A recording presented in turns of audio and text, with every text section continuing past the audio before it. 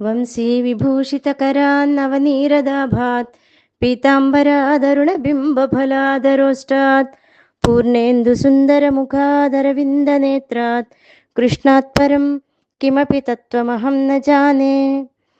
యత్తు కృత్స్నవదేకస్మిన్యార్యే సక్తమహైతుకం అతత్వార్థవదల్పం చ తత్తామసముదాహృతం.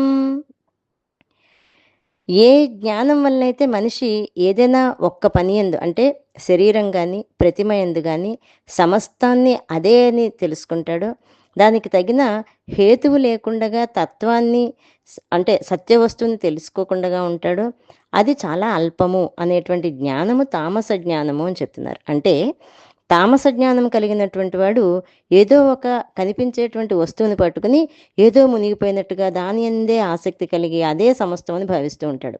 అతడు ఒక వ్యక్తి యొక్క శరీరాన్ని మాత్రమే చూసి ఆ శరీరమే ఆత్మని అదే సమస్తమని భావిస్తూ ఉంటాడు. అది తామస లక్షణం. రాజస జ్ఞానం కలవాడు లోపల ఉండే గుణాన్ని మనోభావాల్ని మాత్రమే చూస్తాడు. ఇంకా సాత్విక జ్ఞానం కలవాడు లోపల ఉన్నటువంటి అవిభక్తమైనటువంటి ఆత్మనే చూస్తాడు. చంచలమైన వస్తువులైనటువంటి దేహము మనస్సు రెండు వికారములే అంటే అస్థిరములైనవి అనే విషయాన్ని తెలుసుకుంటాడు.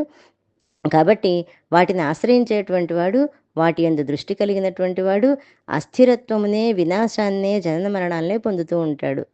నిత్యమై స్థిరమై అవ్యయమైనట్టి ఆత్మని ఆశ్రయించేటువంటి వాడు అది ఆత్మదృష్టి కలవాడు నిత్య పునరావృత్తి రహితమైన ఆత్మ పదవినే పొందుతాడు.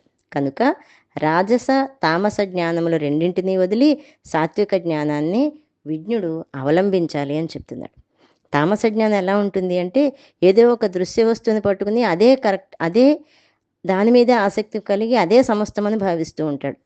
దృష్టాంతానికంటే ఒక ఉదాహరణకి శరీరాన్ని చూసి అదే ఆత్మ అనుకుంటాడు. అందుకు తగినటువంటి కారణాన్ని చూపలేడు. తత్వాన్ని సత్వవస్తువుని వాడు ఎప్పటికీ తెలుసుకోలేడు.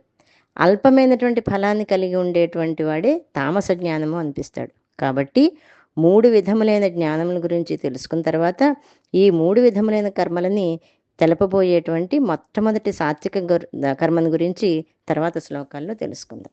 జై గురుదత్త.